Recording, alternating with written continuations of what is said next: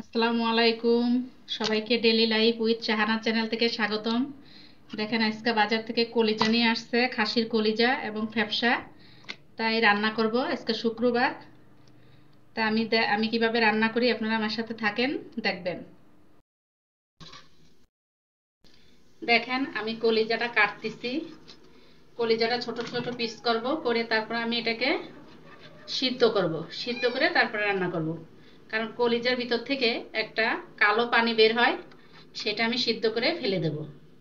এতটুকু সাইজ করতেছি, বেশি বড় করব না, কারণ এটা মশলা দিয়ে বুনা বুনা করব, তো এই জন্য একটু ছোট সাইজ করব।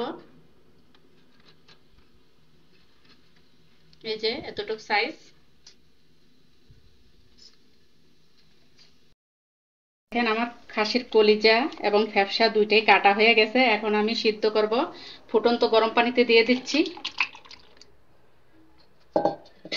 এটা সিদ্ধ করে নিলে কি হয়, এটার থেকে যে ভিতরে যে ইটা থাকে, রক্তটা থাকে, সেটা বেরিয়ে আসে, ময়লা পানি বেরোবে। দেখেন পানির কালার চেঞ্জ হয়ে গেছে। দেখেন কলিজাটা সিদ্ধ করতেছে, এটা থেকে কি পরিমাণ নোংরা পানি বেরোইছে। পানির কালারটা সম্পূর্ণ চেঞ্জ হয়ে গেছে। এই জন্য কলিজা রান্না করার আগে আগে সিদ্ধ করে পানিটা ফেলে দিতে হয়, তাহলে খেতে ভালো লাগবে। এবার আমি নামিয়ে নিচ্ছি, আমার এটা হয়ে গেছে।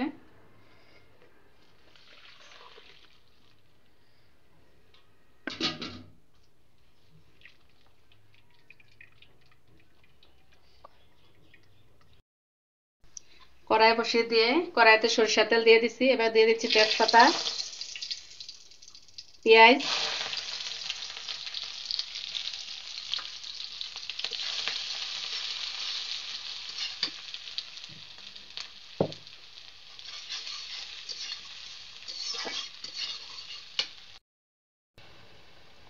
কাঁচামরিচ, আদা বাটা, রসুন বাটা,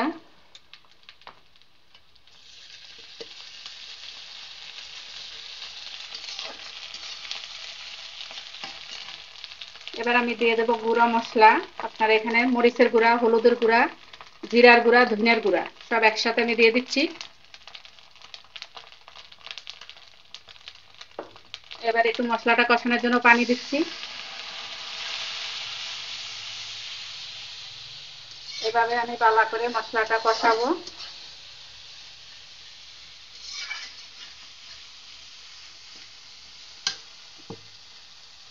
এবার দিয়ে দিচ্ছি আপনার বাটা গরম মশলা। গরম মশলাটা বাইটা দিচ্ছি, কারণ খাসির কলিজা ফ্যাপসা তো একটু গন্ধ হইতে পারে, যাতে কোনো বাজে গন্ধ না আসে, এই কারণে আমি গরম মশলাটা বাইটা দিচ্ছি। এই গরম মশলাটার সেন্ট ভালো হবে সে কারণে।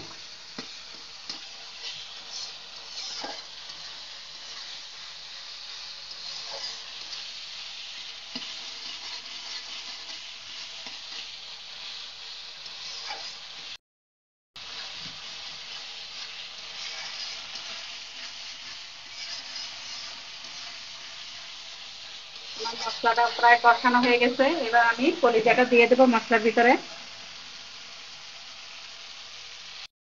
আমি কলিজাটা কত সুন্দর করে পরিষ্কার করেছি, গরম পানি দিয়ে সিদ্ধ করার পরেও আবার ঠান্ডা পানি দিয়ে ধুয়ে ধুয়ে নিচ্ছি ভালো করে।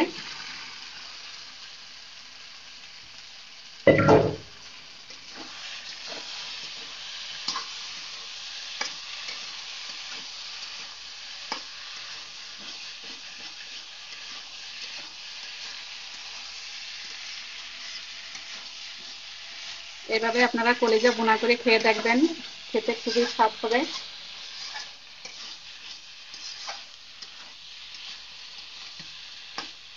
মাঝে মধ্যে একটু অন্যরকম খাবার খেতে ইচ্ছা করে, সবসময় গোস্ত মাছ তো খাই।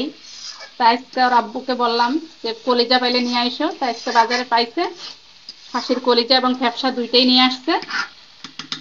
তা আমি একসাথেই রান্না করতেছি। যদি আমাদের চ্যানেলটা ভালো লাগে, আমাদের চ্যানেল একটা সাবস্ক্রাইব করবেন, লাইক দেবেন, আমাদের পাশে থাকবেন।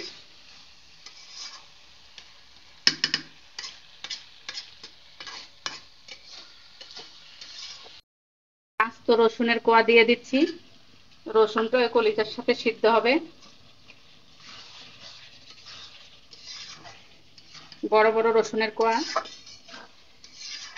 রসুনটা খেতে, সিদ্ধ রসুনটা খেতে ভালো লাগে, সে কারণে আস্ত রসুন দেওয়া। এবার আমি কষাবো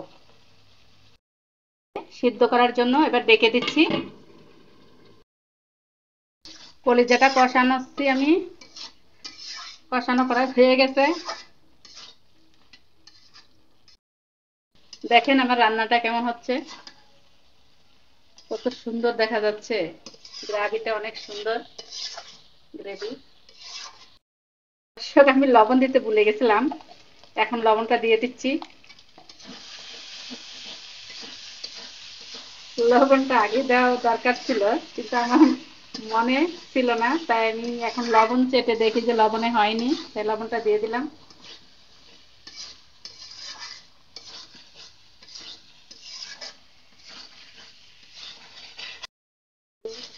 আমার কষানোটা হয়ে গেছে, এবার আমি পানি দিয়ে দেব।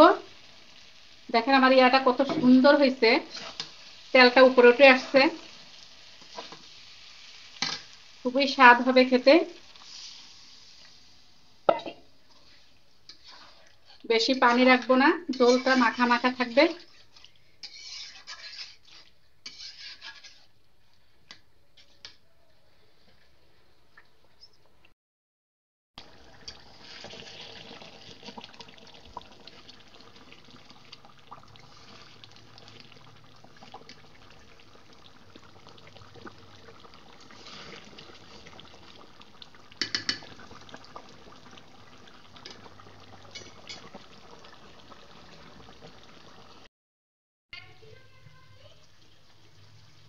আমার কলিজা ভুনাটা হয়ে গেছে, এবার আমি লেবু রস দিয়ে নামিয়ে নেব।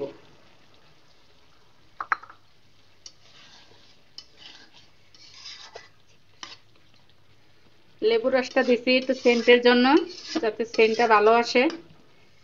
আমার ভুনাটা পুরোপুরি হয়ে গেছে, দেখেন আমার তেলটা উপরে উঠে আসছে, কত সুন্দর হয়েছে রান্নাটা। আর রসুনটা একদম গলে গেছে। এবার নামিয়ে নেব। রান্নাটা হয়ে গেছে, এবার আমি নামিয়ে নিচ্ছি।